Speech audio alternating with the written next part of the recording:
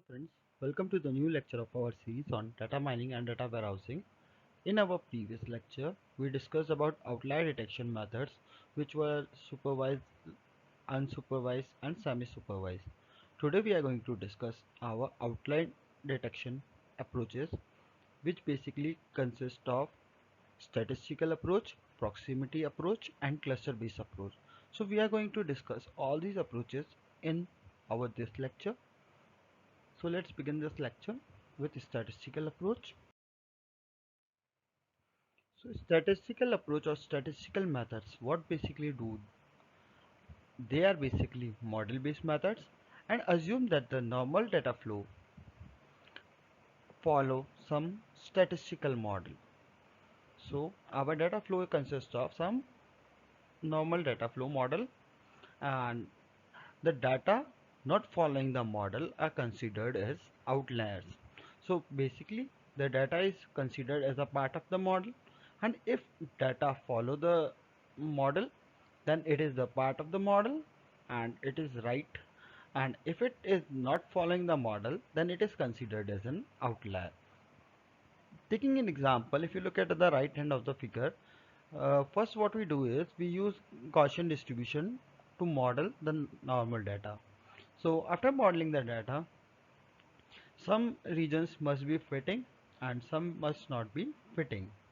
So for each object y in the region R, what we do is we estimate the probability of y that fits in Gaussian distribution, and based on the probability calculated, what we do is we consider if the probability is very low then to be an outlier, and if the probability is high we consider it as a normal data. So talking about the effectiveness of statistical model, it basically depends on whether the assumption of statistic model holds in the real data. Like if we have chosen a proper model which represents our scenario or the application perfectly, then what we are going to achieve is we are going to achieve a good solution. But if our model is chosen incorrectly, then the results of the model will deviate from reality and we are not able to get a good solution to the problem. And there are two alternatives which are used for statistical model. First is our parametric method and second is our non-parametric method. So just go through it once again. Statistical approaches assume that the object in the dataset are generated by a generative model or stochastic process, and the idea is what to learn a generative model fitting the given dataset and then identify the objects in low probability region of the model as outlier. So basically if an object has a low probability, then what it is, then it is an outlier. And the model are divided into two categories. First is parametric and second is our non-parametric. So parametric method, what it does is it assumes that the normal data is generated by a parametric distribution with a parameter theta. So what actually is that we are providing a parameter to the model while we are generating our normal data, and the probability density function of the parametric distribution gives the probability of an object x generated by the distribution. And with that we come to know that whether it is xn is an outlier or not. If the value of our probability density probability is low, then we suggest that it is an outlier, and if the value of the probability is good, then we think that it is a normal part of the data set.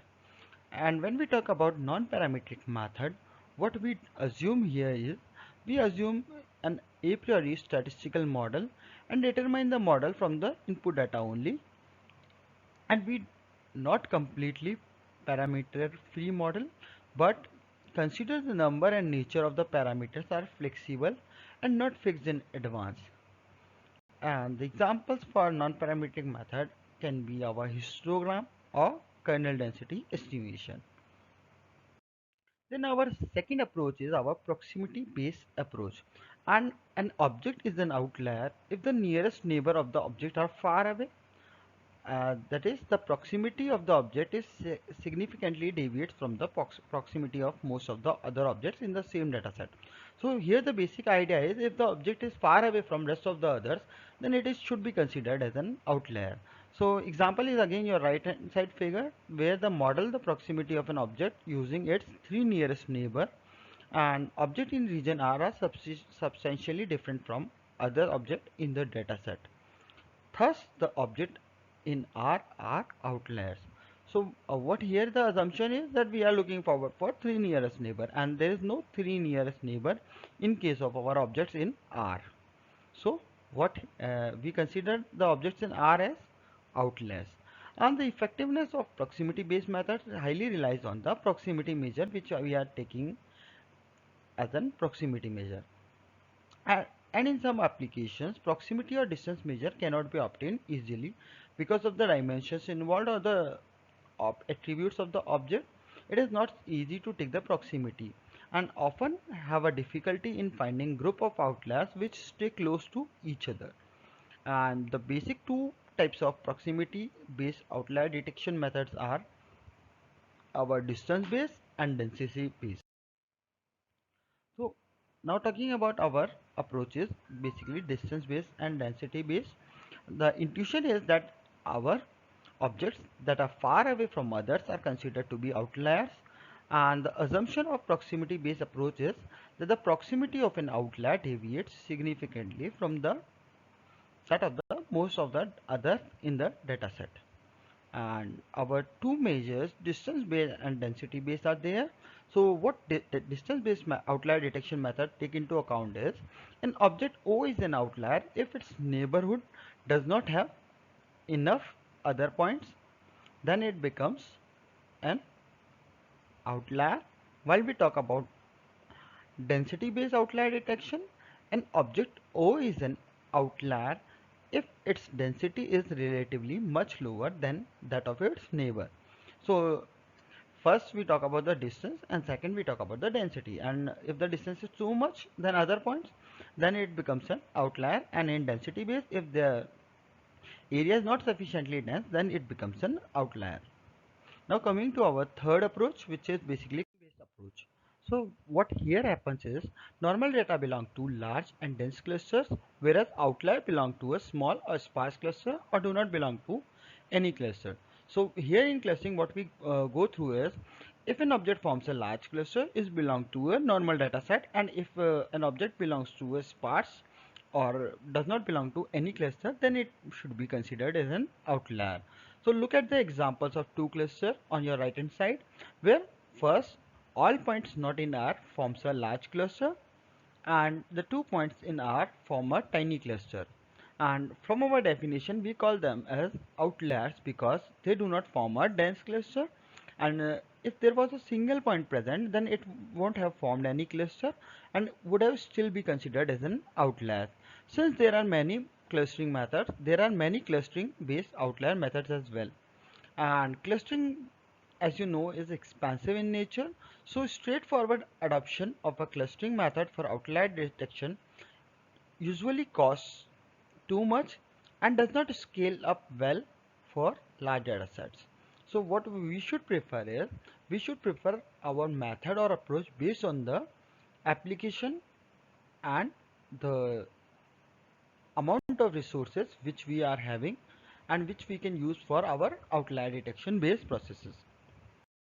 Talking about the scenario where an object can be considered as an outlier, and for considering to be outlier what we discussed was if the object does not belong to any cluster or it is far away from rest of the points.